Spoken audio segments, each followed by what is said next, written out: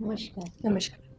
आपसे एक सवाल था जी। कि एकादशी के नियम क्या है? सबसे पहले एकादशी पे जो आपको ख़्याल रखना है, काफ़ी लोगों के मन में ये प्रश्न होता है कि हेड वॉश करना है या नहीं करना। तो एक इकलौता एकादशी का व्रत ऐसा होता है, जो हिंदू पुराणों में भी लिखा गया है कि आपको इस दिन हेड वॉश नहीं करना चाहिए। सुबह अमृत वेले उठ के आपको स्नान करना है, भगवान विष्णु की आराधना करनी है। कोशिश करिए कि आप अपने जल में गंगा जल मिक्स करके तभी स्नान करें। भगवान विष्णु को तुलसी अर्पित करेंगे और हो सके तो पीले वस्त्र धारण करिएगा। मैम, मेरा एक सवाल था कि एकादशी व्रत का क्या महत्व है? मैम, एकादशी व्रत गौदान के बराबर है। इस दिन गौ सेवा का बहुत बड़ा महत्व होता है। यदि आप किसी के लिए एक इंसानी आपको शरीर मिला है, उसमें रह के अगर आप गौ सेवा कर सके, गौ दान कर सके, तो ये सबसे बड़ा पुण्य कमाने का साधन है आपके लिए। मैं चाहती हूँ कि मैं अपने नए साल की शुरुआत जैसे एकादशी व्रत के साथ करूँ। क्या ये व्रत कोई भी कर सकता है? जी, मैरिड, अनमैरिड, गर्ल्स, बॉयज कोई भी रखे, इसमें ऐसा कोई रूल नहीं है, बट करें तो प्रॉपर नियम पालन करके करिएगा। जैसे कि 30 दिसंबर को पहला व्रत है पुत्रदा एकादशी का, जो कि संतान के सुखी जीवन या उसकी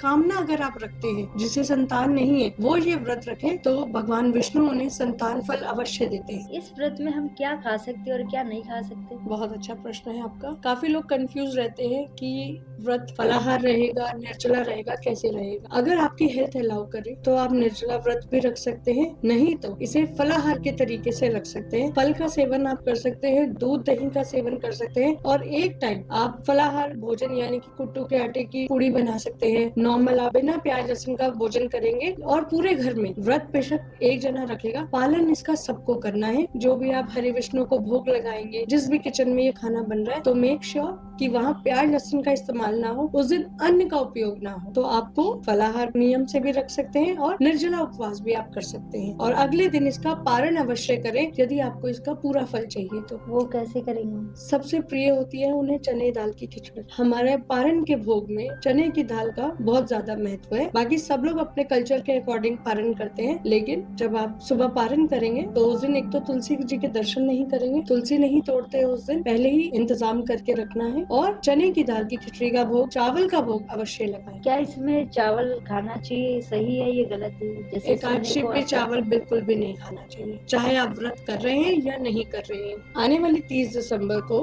पौष पुत्रदा एकादशी का व्रत रखा जाएगा, जिसका मुहूर्त रहेगा सुबह 7:50 और इसका पारण होगा 31 दिसंबर को सुबह 8:30 पे।